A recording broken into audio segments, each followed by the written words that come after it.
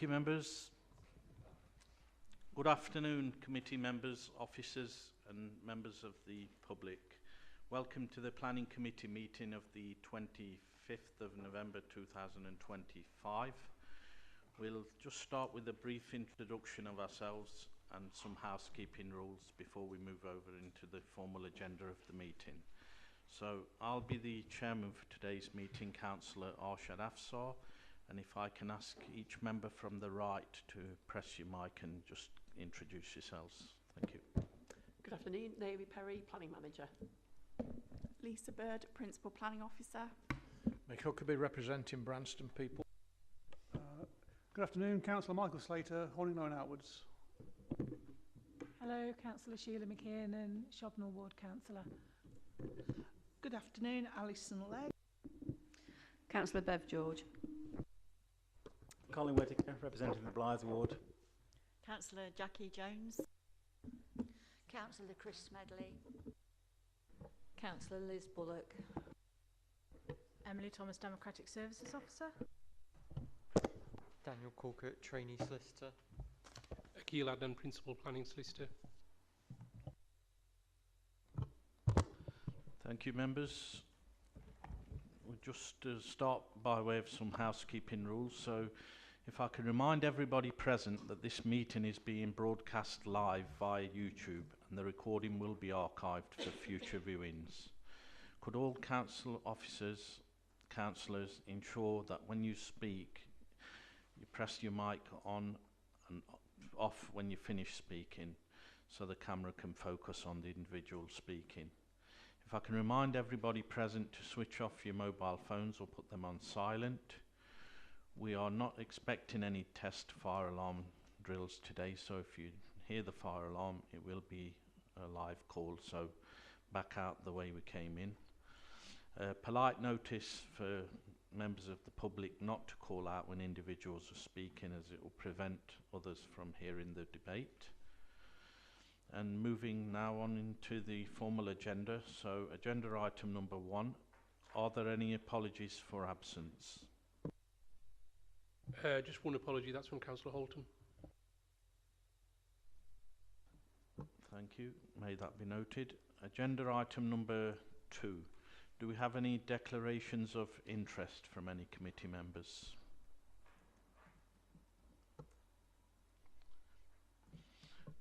No declarations of interest. Moving on to agenda item number 3. Would members please accept the minutes from the last meeting held on the 11th of November 2025? Can I propose that, and can I see a seconder? Councillor Jones. All those in favour?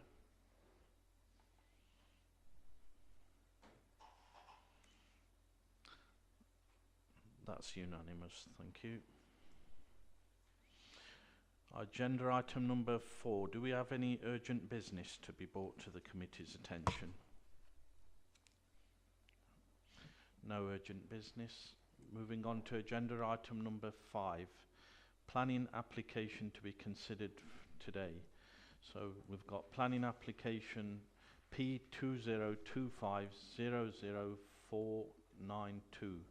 It's a reserved matters application for approval of the landscape, layout, scale, appearance and access for 103 dwellings at the Branston Locks pursuant to outline planning permission P20120147. Site address is Taylor Wimpey, North Midlands, Branston Locks, Lawns Farm, Branston Road, Taton Hill, Staffordshire, DE139SB. I'll pass over to the planning officer to present the application. Thank you, Chair. Good afternoon. So as the Chair said, yes, this relates to P2025-00492 for a phase of development at Branston Locks. It's a reserved matters application, phase 2 for Taylor Wimpey, phase 6 of the overall development site relating to the outline planning permission P2012-1467 for the erection of 103 dwellings, and it deals with details of landscaping, layout, scale, appearance and access. The application site is shown on this slide with the black line here. It's adjacent to the Trent and Mersey Canal Conservation Area, which is shown in pink, running along from sort of north to south. And it's within the settlement boundary, which is shown by the red edge here. The A38 does run along here, which is beyond the commercial units for the Branston Lock site. So this is the A38 with the interchange here. The existing phases of development are situated to the west of the site, and there are no listed buildings or public rights of way that run through this particular parcel of land. So this just indicates the previous reserve matters phases. The green area at the top is the Lovell Homes phase. There's 2 Cameron phases in yellow and red. The previous Taylor Wimpey phase here, and the brown colour is the Crest Nicholson phase, which is also now Tillier Homes. That's been split. The school is shown in the green hatched area. And this is just a site disposals plan, which again refers to the developers on each section of it, with the purple being the commercial development and the application site being this dark green area here. So members did ask about the local centre in the site visit this morning. The plan here just indicates the school in purple, and then the red area was allocated for mixed use development, which would include the local centre, but this is mixed use and so would be likely to come forward with residential as part of that. But that's not under consideration today. So just a couple of site photos which were taken from the canal bridge and near the roundabout at the top of the site. These look towards the site with the commercial buildings shown here and here. And these are just some 3D images to show it slightly better from the air. With the access road feeding into the site along here, that goes down towards the school as we saw this morning at the site visit, and this is just looking back in the other direction with the canal here separating the site from the commercial development here, and the existing phases of residential over that side. So this is the site layout plan for the proposals. It would result in 103 dwellings with 11 house types and a mix of 2, 3 and 4 bed dwellings. To the north of the site are attenuation basins for drainage, and the affordable dwellings are located here with the blue stars in the middle of the site. There are properties with orange stars, which are the feature landmark plots, and the purple stars are feature vista plots. Those ones, the taller dwellings at 2.5 stories. So this plan just shows the massing of the site in terms of scale of buildings. So the yellow is the 2.5 story dwellings, the blue the 2 story, and the pink are single story garages. And the mix, in terms of the mix of dwellings, this plan just indicates the mix with pink being 2 bed, that relates to 18 plots, green being 3 bed, which is 58 plots, and blue being 4 bed at 27 plots. Members did query separation distances this morning, so I have just put this plan in, which is one that I'd annotated to show the differences. The particular areas are over here. There's a slight shortfall in this area here, a little bit between these properties just to the north of this patch of dwellings and to the south here, and just in a little area here, but they are very close to the separation distances, and as we discussed this morning, these distances weren't secured in the original outline consent under condition, so the development isn't required to comply with them, but they are very close. Some of them being at 20.6 over here, so close to the required 21 metres. Some are slightly less at 19.3 over here, but as again mentioned on site this morning, they don't directly look at each other and are angled, so it's considered that these separation distances are acceptable. So we've got some examples of house types coming up. These are a couple of examples of the 2 beds, so the Avonsford and the Beeford. Examples of the 3 bed, this is the Brambleford and Ainsdale house types, and an example of the 4 bed, which is the Colford house type. And then I've just put a couple in to show the details on the feature landmark plots, which are the ones marked with an orange star. These are generally corner plots, dual facing with chimneys included. And then the feature vista plots, which are the 2.5-storey dwellings, which are viewed from roads within and around the site. And that's just a proposed street scene showing, so the top one, scene AA, is across this part of the site here, and then BB is across this part of the site here. The split falls about there on the plan. So members also did ask about the green fingers in the open space strategy this morning. This is a plan from the original open space strategy that was approved under condition 8 of the outline. In terms of what's happened so far and is present, the purple area that runs here in this L shape has been carried out. These 2 fingers here have been carried out, and this central area is not a green finger, but it's the central drainage corridor. That's also had some planting carried out. So as you can see, this would have continued across the site, which is in this area here, and it would have just cut across it. So this is the landscaping plan for the site. It was queried this morning about trees. There are 163 proposed in the landscaping scheme, and the next slide does refer to existing trees as well, so there's a bit more information on that. There's a variety of different planting across the site in terms of wetland grass and meadow grass around the drainage basins. There's a mix of heavy and extra standard trees along with normal standard trees and seedlings, which amount to the 163 that was in the report, along with ornamental planting and some native hedge planting to the northern part of the site. In terms of trees, this indicates the existing trees on the site. So this was the existing survey. You can see the 5 individual trees along with 2 groups. So that's one group there, and then that's another group. The second image indicates the ones to be removed in red. So one tree there and this group here, with the remaining within the site proposed to be retained. This is, however, subject to a separate discharge of conditions application. It doesn't actually form part of this application. So in respect of consultations, no objection have been received from the Highway Authority subject to conditions to restrict the use of the garages, to provide surface water interceptors to driveways, and the Education Authority have got no objection to the proposals with the Section 106 contributions secured in the original outline permission. County Archaeology have no objections, and as do the Flood Risk Team, and the Canal and River Trust have no objections subject to conditions relating to the excavation works adjacent to the canal to protect the infrastructure and in respect of lighting. The Environment Agency have no objections subject to a condition in respect of contaminated land, and Severn Trent Water have no objections subject to an informative.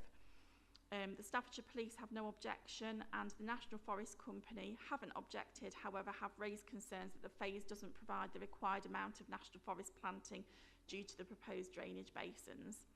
The Inland Waterways Association did not submit a response, and there were no objections from the Environmental Health Team, the Waste Team, the Housing Team, or the Conservation Officer. Branston Parish Council, there was no representations received, nor were there any from ward members. In terms of neighbour responses, 2 representations were received raising the following concerns: safety during construction in respect of the nearby school, and conditions requested in relation to construction times and site management. Further development of houses will exacerbate flooding issues, and contaminated land reports don't relate to the same site area. The policies used to assess the application are the ESTAF's local plan and the Branston neighbourhood plan, along with the ESTAF's design guide, parking standards, separation distances and amenity, open space, housing choice, waste storage and collection guidance, climate change and SPDs, and the National Planning Policy Framework. As for the assessment, in principle, the application site forms a central part of the Branston Lock Sustainable Urban Extension allocated in policy SP7 of the local plan, which was granted outline consent in 2015. This is a reserved matters application for the 6th phase of residential development within the SUE and is subject to the conditions, Section 106 agreement and approved design guide associated with the outline. In respect of design and impact on the character of the area, the scheme includes 11 house types with a suitable housing mix. Feature landmark plots are identified which sit mainly on corner plots, and vista plots are the 2.5-storey dwellings and will be visible from vantage points across the site. Materials and detailed on-plot landscaping are to be secured via condition. In terms of parking arrangements, there are detached garages, side and frontage driveway parking, which is broken up with trees. The space for tree planting is limited due to the drainage basins proposed, and the development provides for active street frontages and natural surveillance over the shared areas, which includes the basins and the canal itself. In respect of amenity, the future occupiers, all dwellings except for one, have garden sizes with equal or exceed those set out in the SPD. The one plot that is slightly short only has a 0.8 square metre shortfall and does exceed the size for a garden in the SPD. 24 of the 103 plots fall slightly short of the 10-metre garden length requirement by between 0.1 and 1.4 metres, but all plots exceed the size requirements overall. In respect of the separation distances for rear elevations, which is usually 21 metres, and side elevations 12 metres, these are not fully met. However, the dwellings are offset or situated at an angle, and this is therefore considered to be acceptable. Given the separation of existing dwellings to the application site within the Taylor Wimpey Phase 1 development, there are considered to be no significant adverse impacts on those existing occupiers. In respect of highway matters, the proposal would create a secondary and tertiary roads off the primary estate road, which will eventually link Shobnall Road to the north with Branston Road to the south. The level of parking provision is acceptable, and the Highway Authority have raised no objections subject to conditions. A framework travel plan was secured under the original outline consent. In terms of flood risk, drainage and pollution, the site is situated in flood zones 1 and 2, and an FRA was submitted with the original outline consent. The EA have raised no objections subject to a contaminated land condition to protect groundwater. Condition 41 of the outline also secures the submission of contaminated land assessments. Attenuation basins are proposed to the north of the site set within the green infrastructure. The LLFA are satisfied that the proposals provide the required attenuation storage of surface water runoff from the proposed development. In terms of the historic environment, the site is adjacent to the Trent and Mersey Canal Conservation Area. The development does retain separation between the built form and the canal itself, with sufficient landscaping to provide a green and robust boundary treatment. The Conservation Officer has raised no objections to the proposals, and in terms of archaeology, the developer would need to comply with the archaeology condition of the original outline consent. In respect of affordable housing, the scheme offers 8 affordable dwellings, which equates to 7.7%. 3 of these are proposed to be shared ownership and 5 social rent. This is considered to be a suitable split for the phase and meets with the requirements of the Section 106. Furthermore, the proposal meets with the requirements of the Housing Choice SPD. 9 of the 11 house types would also achieve M42 compliance, which would meet the needs of the older population. In relation to open space, amendments to the open space strategy are required in order to address drainage matters so that the 2 attenuation basins now proposed can be provided. Therefore, the amount of open space provided differs to that set out in the strategy. However, there would still be green buffers around the site and pathways around the ponds which link to the wider green infrastructure. In relation to biodiversity, given that the outline was approved in 2012, this reserve matters application is not subject to BNG. Condition 37 of the original outline consent secures an ecological survey and protected species mitigation strategy. However, no ecological enhancement measures were secured at outline, and therefore a condition is recommended in respect of this. And in relation to the Section 106, this is the 6th residential phase of the overall development of Branston Locks SUE approved under the outline permission in 2015. The proposals are considered to be in line with the requirements of the original Section 106, and no further contributions can be sought at this time. In conclusion, the proposal complies with the local plan, Branston Neighbourhood Plan, and the previously mentioned SPDs and National Planning Policy Framework. The local planning authority has worked proactively with the applicant to secure a development that improves the economic, social and environmental conditions of the area in accordance with the National Planning Policy Framework, and the recommendation is to approve with conditions as per the report and update sheet. Thank you.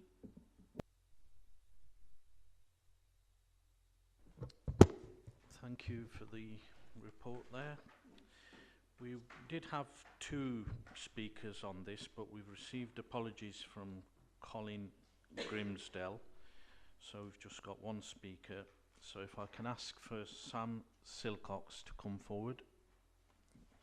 When you're ready, just press the mic. You'll have 3 minutes.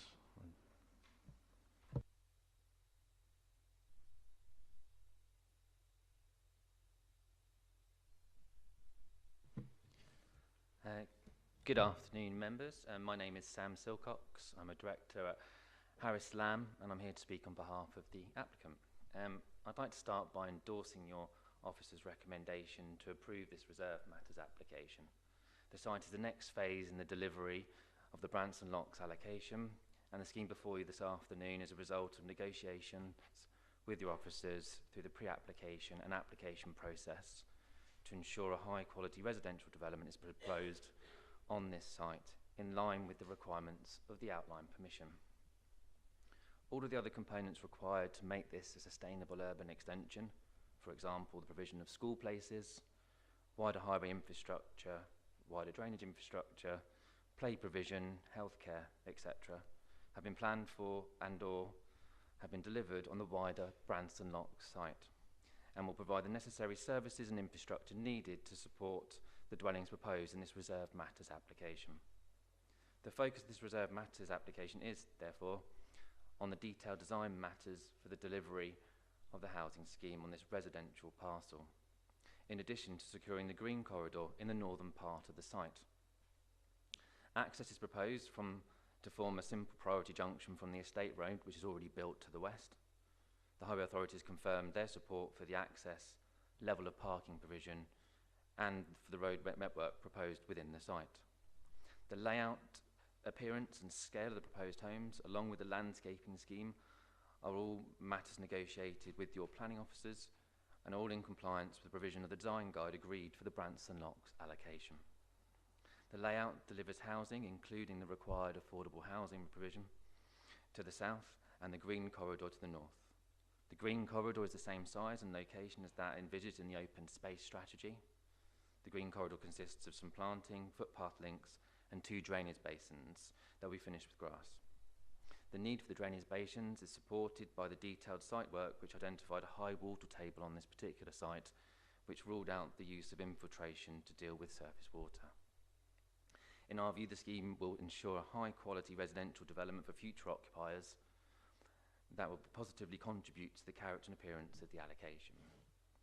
The scheme also goes beyond the requirements of the outline permission, with all the dwellings meeting the nationally described space standards and the majority of the homes meeting M42 accessibility standards, which we consider as a noteworthy benefit of the scheme. Overall, we consider the proposal accords with the provisions of the outline application for the delivery of this residential parcel, and we hope that you will support the next phase in the delivery of the Branston Locks allocation in line with your offer's recommendation. Thank you.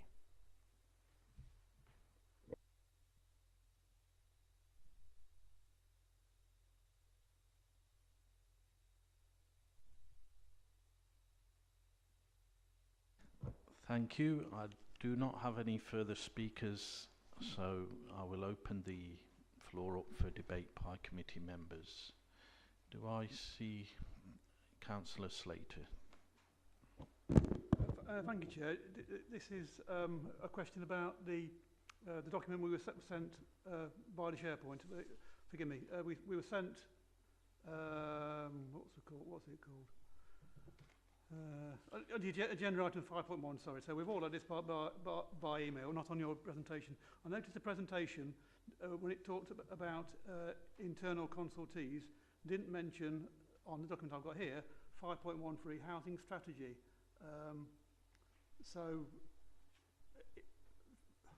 First of all, it's good that we've got one, but secondly, it seems to be a person. Do we know who this person is, please? A housing strategy. It's not on there. It's on page 8.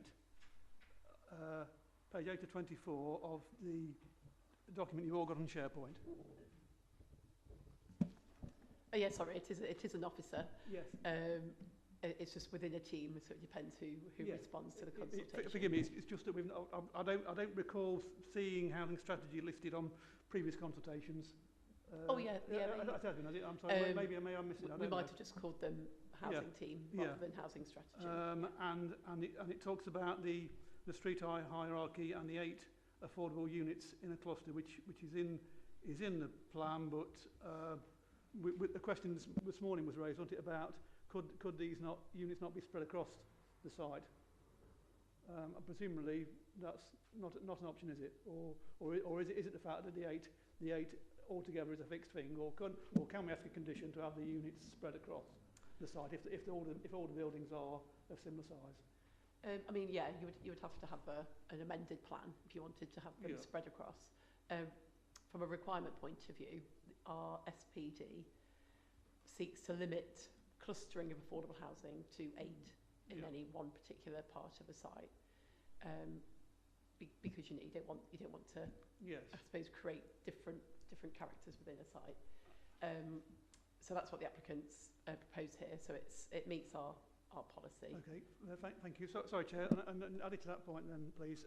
So presumably the 7.3% of affordable stroke social housing is a limit that we've agreed. It just happens to be a very convenient limit because it means that all the buildings are on the same place. So had we agreed to a 10% limit then, or 10% of social housing or affordable housing, then presumably we'd have to spread these units differently, wouldn't we? Yeah, the original section 106 that covered the outline, it said it had kind of a threshold in there for affordable housing for the first half of the whole site.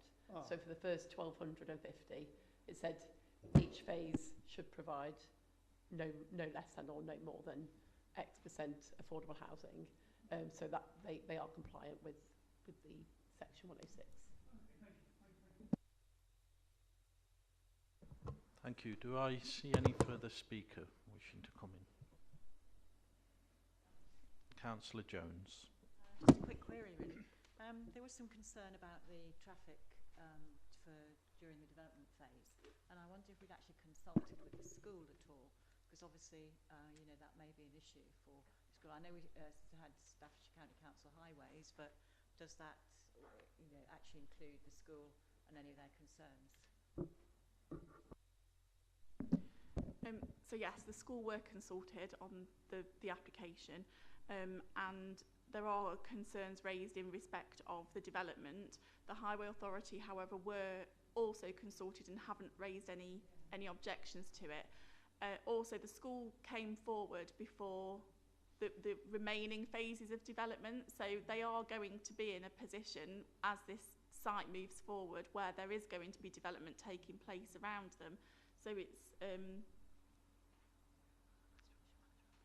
I think there's a construction management plan on the outline, but I will just double check that for you. Just really to confirm that works with the school. Obviously they've got quite young children because they've got it's the infants and junior. I think they've even got the nursery there as well. So it's just that it works with them. So condition 44 of the outline permission required no development of any phase to take place until a detailed construction management plan is submitted to and approved in writing by the local planning authority. Sorry, that was the outline, was it? Yes, yeah, but that relates to any phase of development, so that would also apply to this phase. Okay. That's quite difficult with the fact that the school's been built since we did that 10 years ago. Okay. Councillor Huckabee, did you indicate to come in? Some questions really on the flooding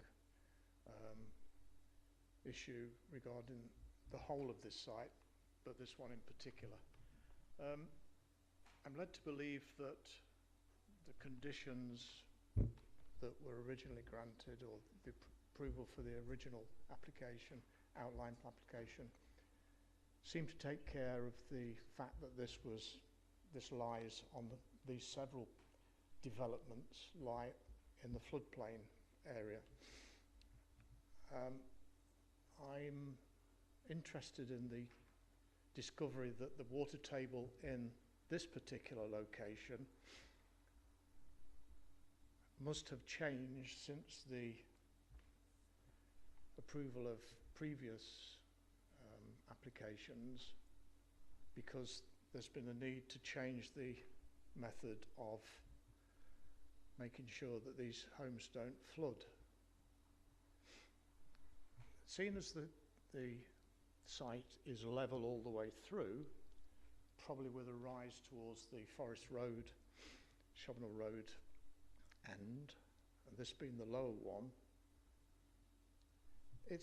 is it an appreciation that the drainage systems previously designed on the assessments made in 2013, 15 have been deemed insufficient to deal with the flooding problem, and on this particular site have been redesigned to one of competence?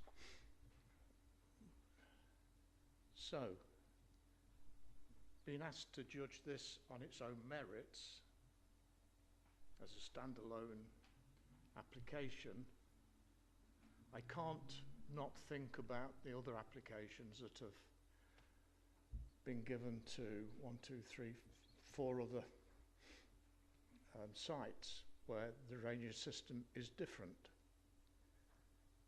Am I then to consider that the attenuation basins, which are effectively tanks to contain the excess waters, are designed to only satisfy the need of this particular site, or have been designed to take any spill off from the other sites which have received previous approval and are equipped with a different style of water management? That would be my first question. These basins are lined so that hopefully all year round they're dry and only come into practice when sufficient water, or the water level rises, that there is excess water in the majority of the land, and it then holds that excess as the water spills into it. I don't know whether those details are available to answer that sort of question, but it worries me that only a small portion of this site is actually being developed so far. Applications approved, applications today in front of us. And I just worry about what the maximum area is of likely use from water, because we're warned that the ferocity and the frequency of storms will increase, and the runoff does seem to me, if on those parts that have already received approval and are equipped with the design of a different sort of sewage water runoff system, is taken into account, because I'm being told that this is a standalone application. It's a complicated area. I'm just wondering whether it's a complicated area, and I'm just wondering whether we have the technical answers. So there was a site drainage strategy under condition 10 of the original outline permission. In response to your comments about the other phases of development that have already been constructed or are under construction, they are subject to separate drainage requirements which were considered as part of those applications, and we can't consider those at this time, so we're just looking at this application site today. And the response that we had from the lead local flood authority in respect of the drainage basins was that they're sufficient for this phase of development. I understand that the drainage system on other sites was designed in view of the calculations being made then, 10 years ago. Things have improved, or no, the wrong word really. The incidence of water runoff has increased. I'm not interested in the water that's already managed in these other areas. I'm just wondering where the excess water is going to run to. to be disposed of. If it lies in the same area that the previous water system is inadequate for, the runoff, as we saw today in the site visit, will be towards this particular site. So it is a valid question, I think, to ask whether or not those two attenuation ponds only are sufficient for the runoff area inside the black perimeter, or whether they're capable of taking the excess that others can't handle. Actually, I'm asking if it's future-proofed. I don't know if this will help, but I'll read out the exact wording from the response that we had from the local lead flood authority. Well, not in its entirety, but just this one paragraph, which said the basins are designed to attenuate surface water generated by the phase for all events up to and including the 100-year return period event. The note on the drawing advises that an allowance of 40% has been included for the impact of climate change and an allowance for urban creep of 10%. Below ground attenuation tanks are included in the upstream areas of the site, although these could be replaced by source control features, i.e. permeable paving, etc., at the detailed design stage. The second attenuation basin discharges at a restricted rate of 10.4 litres per second. On this basis, it is the LLFA's opinion that the proposed site layout does include sufficient space for the provision of surface water attenuation.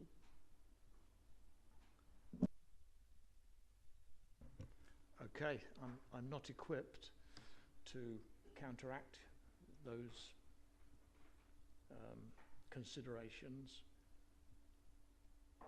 but it does seem to me, observationally, which is feet on the ground, that I was there 2 to 3 years ago when we had the last flooding storm, that the Suds gully that runs to the left-hand side towards the escarpment was actually full to the brim. Now, it could have been that I was there on the 1 in 100-year storms. It seems that 100 years is quite close to us then. So I ask the questions, I accept the answers. Thank you. Councillor Legg, did you want to come in? Thank you, Chair. Could I ask that we condition to look after the flora and the fauna, please, when the meeting started? Also, I have found now the lighting I was looking for. It's on the update sheet. Can we make sure we have bat-sensitive lighting? And also, because we're not meeting the requirement of the National Forest planting, could I condition that some of the planting goes off-site, please, to make up the numbers? And I've got another one. The detached garages, is there a condition you can put on to make sure that detached garages stay detached garages and not granny flats, please? Just on that last one, that is already a condition in the report to remove permitted development rights for garages. Thank you, Naomi. And we've got one on ecology enhancements. I think the lighting would cover your concern about it being sensitive to certain species. And then the last point, we won't be able to condition anything that's outside of the red line, but the National Forest planting is secured generally across the wider site in the Section 106 agreement. So there is an opportunity for anything that, that's not planted in this phase for. It would have to be addressed in future phases. Right, thank you. And can I just ask to the looking after the little critters and things, but I've got no chance of saying what it is, so can I hand it to the planning officer to make sure it's dealt with, please? It's for somewhere for slow worms to live.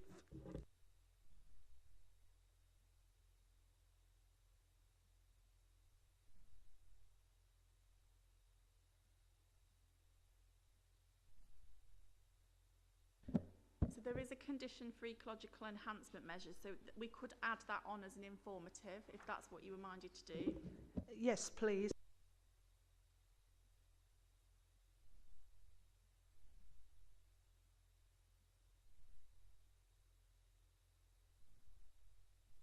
Thank you, members. Do I see any other member? Councillor George. Yeah, this morning I asked questions about the separation distances, which have changed from that were required from 2019 to 2024, and the slight shortfall of that. I'm really happy that that's been addressed, and I haven't got any issues with that. I also asked about the landscaping on the canal and that bund all the way along the canal, and the size of that and it being reduced, and that was also explained from the drainage aspect. There was also another question about the colour of the materials of the bricks. I'm really happy with the answers to that. That's why I'm quite happy to put this forward for approval after following Councillor Legg. Councillor McKiernan. Thank you. I asked this morning about the two attenuation ponds. I was concerned that they were so near the school, and I asked, was there any fencing or anything available? Is there anything we can do to make them safer from what are going to be very small children who are very curious whether the ponds are full or empty?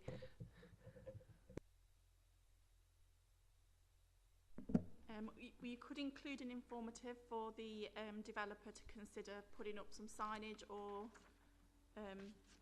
some fencing in respect of that, but they're not usually fenced off. Could we do that, please, without disturbing any ecological features? You know, you want it to be look naturalised, so maybe just a wooden fence or something. But I do feel that the children will be drawn to them.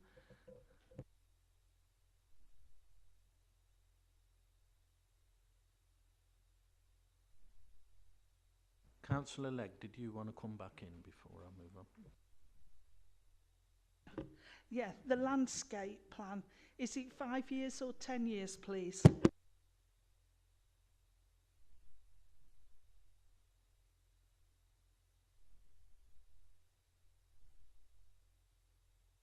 It's 5, which is consistent with the approach for all of the phases. Could I ask for a condition on it to be 10, please?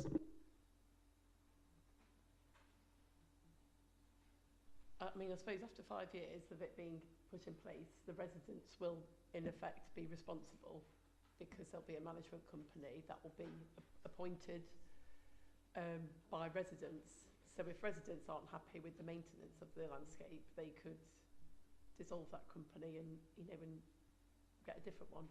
So at that point, it would be within the gift of residents to resolve any landscaping issues.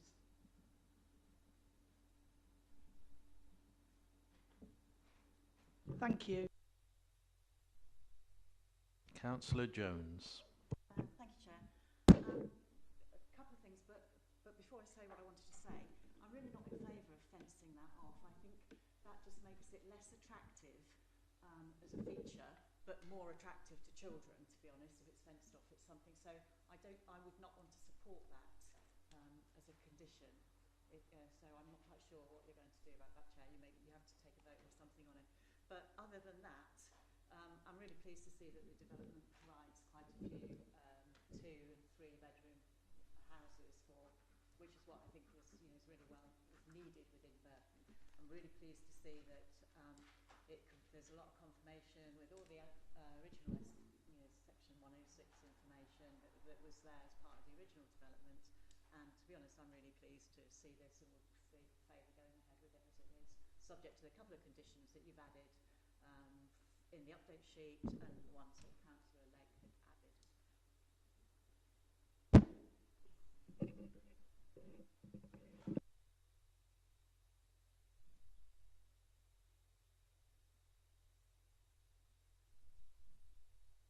Oh, Chair, I'm sorry, there was one other thing. I think it was Councillor Legg asked you about the garages remaining as garages. Do we just put on that we remove the sort of permitted development rights from those? Is that what we do? There is already a condition to do that, yeah. Already there, but that does not stop people from putting a planning application in to change that, does it? So is there anything we can do that strengthens that? Because I know we've tried before and all you do is, you know, the first person that puts in an application to make their garage into a, you know, a bedroom or an extension, then everybody else just automatically has a right, you know, it's very difficult to refuse any of the others that come along.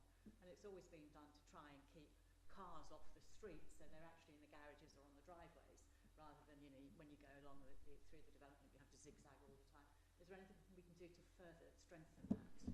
There isn't anything other than that condition. However, any future ones that came forward would be subject to our current parking standards, and they would be assessed on their own merits, and usually we would want an extra parking space provided on that land to compensate for the garage. So no, we can't add another condition, unfortunately, but that's how we would assess future applications. Okay.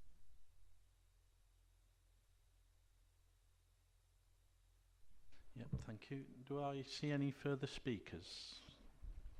Councillor Huckabee. Thank you, Mr. Chair. Waste disposal. You've got in the report specific place for 2 bins, provision for 2 bins. There are actually 5 articles of waste disposal. There's the 2 bins, the black and the blue. There's also now the brown one. And there'll be 2 articles for the storage of food waste and for cardboard.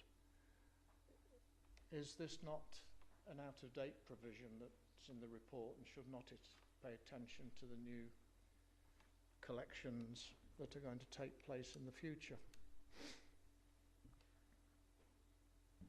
We did consult the council's waste team, and they didn't make any observations with regards to needing more space for bin collection. I suppose there's only ever going to be 2 bins that are collected at any one time. Is that the point that you're making, or you're making the point about storage of bins on people's properties? I guess storage of bins. I mean, where I live, the confusion or the chaos that we see in the street scene, where people have at the moment 4 articles which are left out on the frontage of properties. The fact that only 2 are collected at any one time really is irrelevant. It's the storage, the area where we store these things. I don't know what was in the mind picture of the provision. I don't know how that works in this area. Does it mean provision on the front of the house, the pavement, by the side of the house, at the rear of the house, or what? It would usually be within rear gardens, and we did look at the rear garden sizes, and as we said in the presentation, all but 1 exceed the size requirements, so there would be sufficient space in rear gardens for the storage of waste receptacles.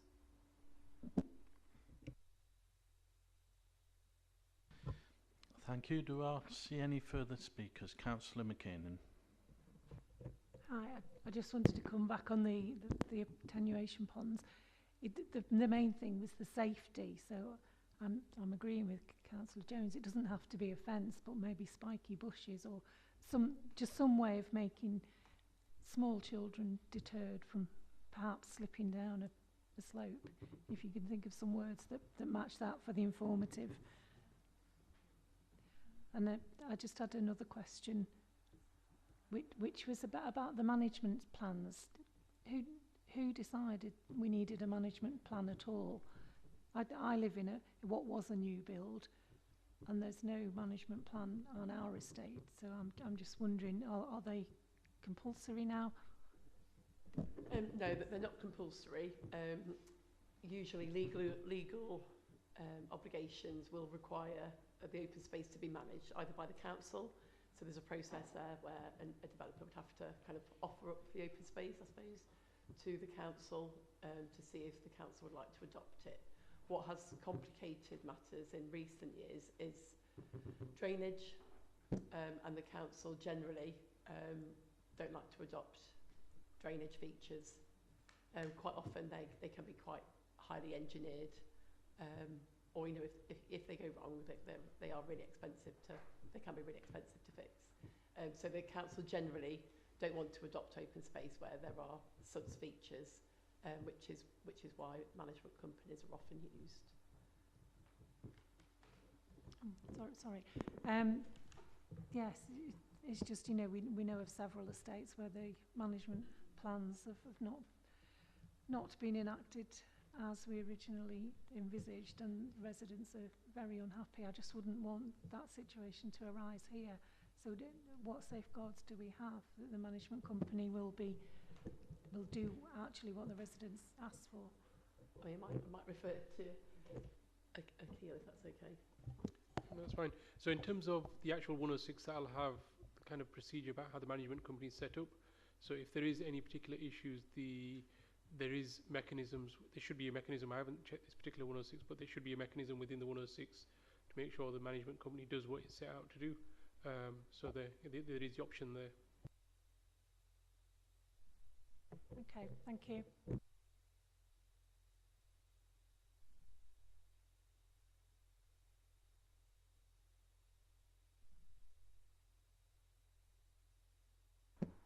So yeah, Chair, we've got two informatives that have been proposed by Councillor Legg. One was in relation to protection of habitat, and the second one was from Councillor McKinnon in relation to safety measures at the attenuation ponds.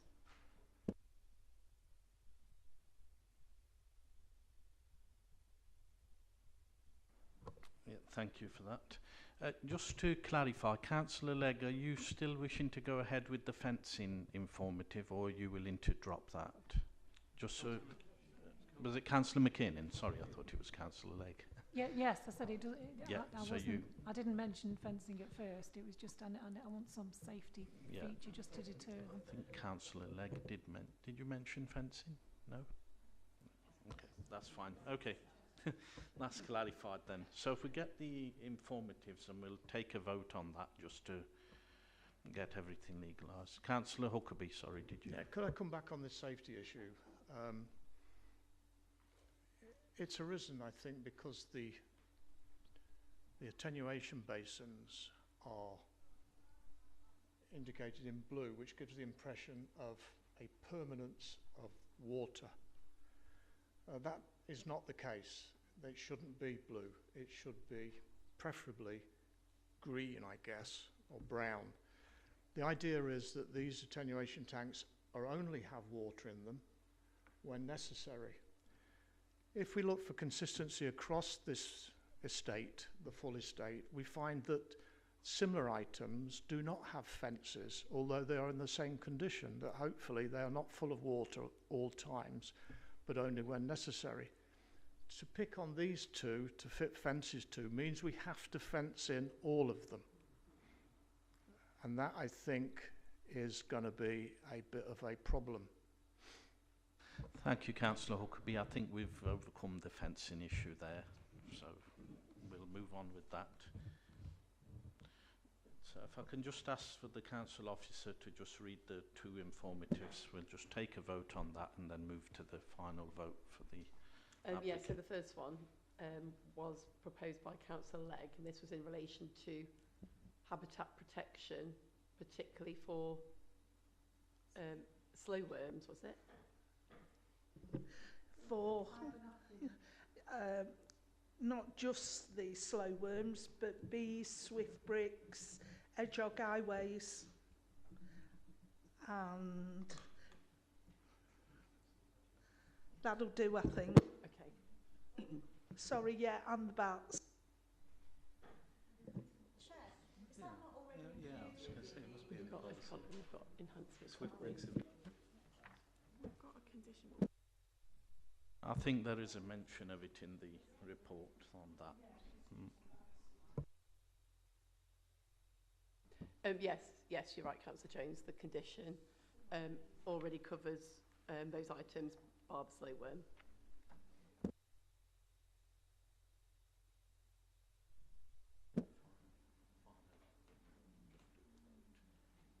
Yes, so we'll take a vote now. We'll see if there's a seconder for Councillor Legg's proposal, which is to include an informative for consideration of slow worms across the site.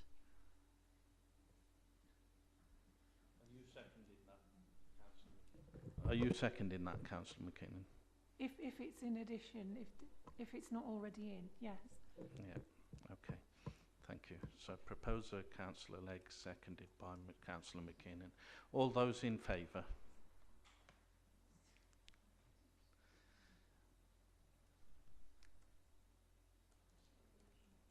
Any against?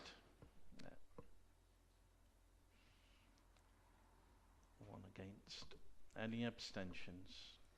2 abstentions. Thank you, that motion's carried. And then the second informative was proposed by Councillor McKinnon in relation to safety measures around the attenuation ponds.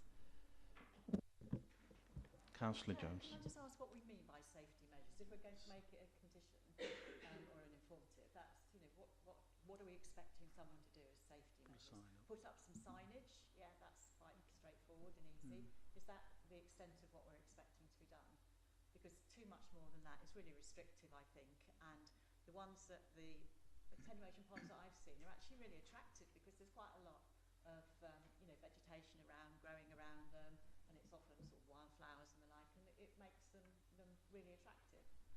And you know, just bearing in mind that we're really right near the canal here as well, so there's quite a lot of water around without the attenuation ponds, which, as Councillor Hugby says, shouldn't actually have very much water in it for most of the time. So what exactly were you going to ask the developer to do there? I think signage would be probably as far as you could go. I know Councillor McKinnon mentioned different planting. As we heard today on site, we've got to be careful that no planting will actually puncture the lining of these basins. So that's something to consider as well. Councillor Legg, which you're indicating. Yes, please. Could I ask, if we're not doing fences, if we do signs and buoys, are they called, like a orange and white thing you chuck to somebody who's drowning? We've got them along the river that the parish council did. Yeah, thank you, Councillor Legg, on that one. I think we'll just stick with appropriate signage for the attenuation ponds. So, Councillor McKinnon, are you proposing that? Yeah. Do I have a seconder for that? Councillor Legg. All those in favour of appropriate signage, that is. That's unanimous. Thank you.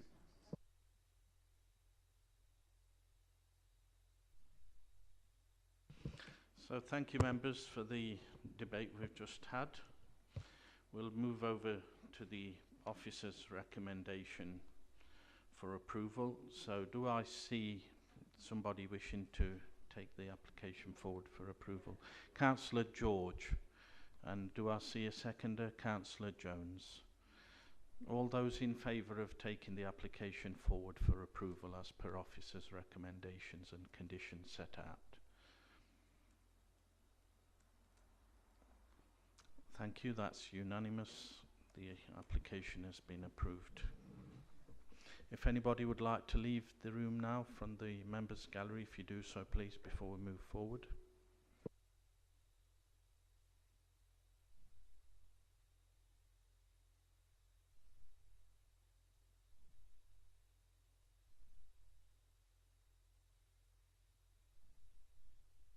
Thank you. Moving on to agenda item number 6. Can I request members to consider the appeals received and determined? Is that noted? Thank you.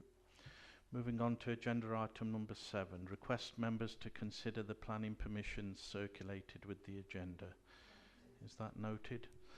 Thank you. We'll now move on to the private part of the meeting.